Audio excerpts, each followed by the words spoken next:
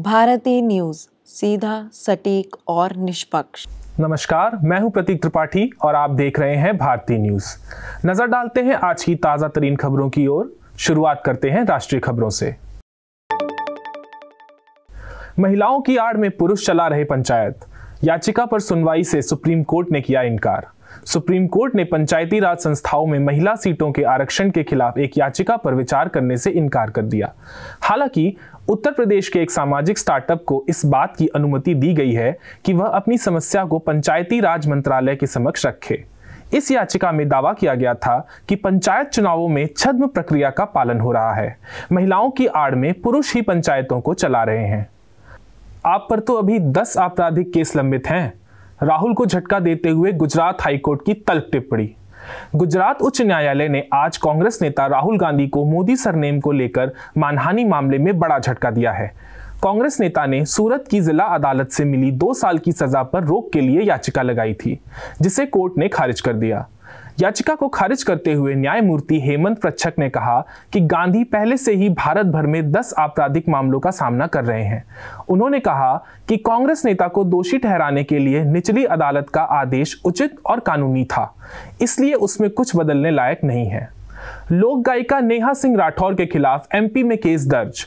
सीधी पेशाब कांड में ट्वीट को लेकर हुई कार्रवाई। मध्य प्रदेश के सीधी जिले में हुए पेशाब कांड पर विवाद थम नहीं रहा है। प्रदेश के भोपाल और इंदौर के एक थाने में लोक गायिका नेहा सिंह राठौर के खिलाफ केस दर्ज हुआ है। नेहा सिंह राठौर ने पेशाब कांड को लेकर एक ट्वीट किया था। इस ट्वीट को लेकर उनके खिलाफ कार्रवाई हुई है। भोपाल के हबीबगंज थाना पुलिस ने नेहा सिंह के खिलाफ केस दर्ज किया है। अब आपको ले चलते हैं अंतर्राष्ट्रीय खबरों की ओर। भारतीय दूतावास पर हमले की अमेरिकी सांसदों ने की निंदा। कहा, फ्री स्पीच का मतलब हिंसा भड़काना या संपत्ति को नुकसान पहुंचाने का लाइसेंस नहीं है। अमेरिकी सांसदों और प्रभावशाली भारतीय अमेरिकियों ने सैन फ्रांसिस्को में भारतीय वाणिज्य दूतावास में आगजनी के प्रयास की निंदा की और इस आपराधिक कृत्य को करने वाले लोगों के खिलाफ शीघ्र कार्रवाई की मांग की। उन्होंने अमेरिका में भारत के राजदूत तरनजीत सिंह संधू के खिलाफ हिंसक बयानबाजी की भी आलोचना की और कहा कि स्वतंत्र भाषण का मतलब हिंसा भड़काने या संपत्ति को नुकसान पहुंचाने का लाइसेंस नहीं है। यूक्रेन को नाटो के साथ संबंधों में ईमानदारी की जरूरत। नाटो शिखर सम्मेलन से पहले बोले ज़ेलेंस्की। कीव उत्तरी अटलांटिक संधि संगठन के साथ संबंधों में ईमानदारी चाहता है। यूक्रेन के राष्ट्रपति वोलोदिमीर ज़ेलेंस्की ने गुरुवार को चेक रिपब्लिक के राष्ट्रपति पेट्र पावेल के मौजूदगी में यह टिप्पणी की। वोलोदिमीर ज़ेलेंस्की ने यह टिप्पणी ऐसे मौके पर की है जब अगले सप्ताह लिथुआनिया की राजधानी विनियस में नाटो शिखर सम्मेलन होने वाला है, जिसमें रूस यूक्रेन के बीच जारी युद्ध का मुद्दा प्रमुखता से उठाया जा सकता है। संघर्षों में बच्चों के खिलाफ गंभीर मानवाधिकार उल्लंघन के सबसे अधिक मामले दर्ज। संयुक्त राष्ट्र ने जताई चिंता। दुनिया के कई देशों में जारी संघर्षों के दौरान 2022 में बच्चों को गंभीर मानवाधिकार उल्लंघन का सबसे अधिक सामना करना पड़ा, जिसकी पुष्टि संयुक्त राष्ट्र ने भी की है।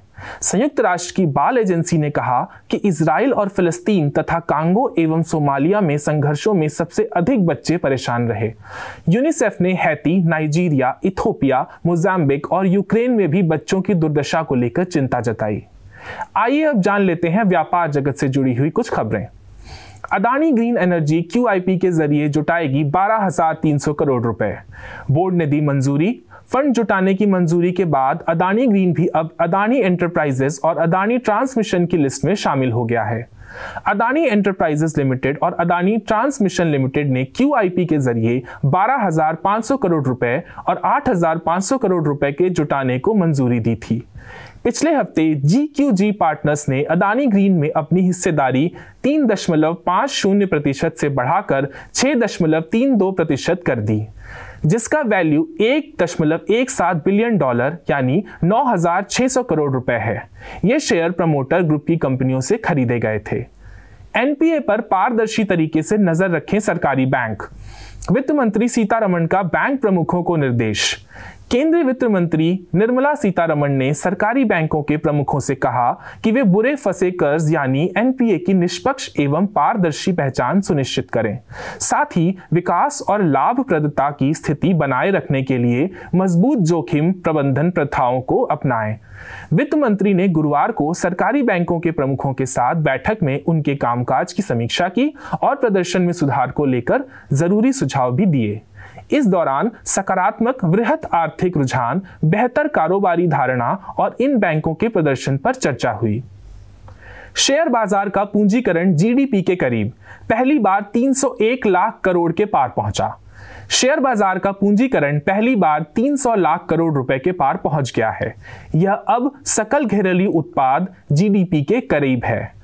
मार्च 2023 में जीडीपी 3.75 लाख करोड़ डॉलर रही, जबकि बाजार पूंजीकरण गुरुवार को 3.62 लाख करोड़ डॉलर के पार पहुंच गया। अब खबरें खेल जगत से।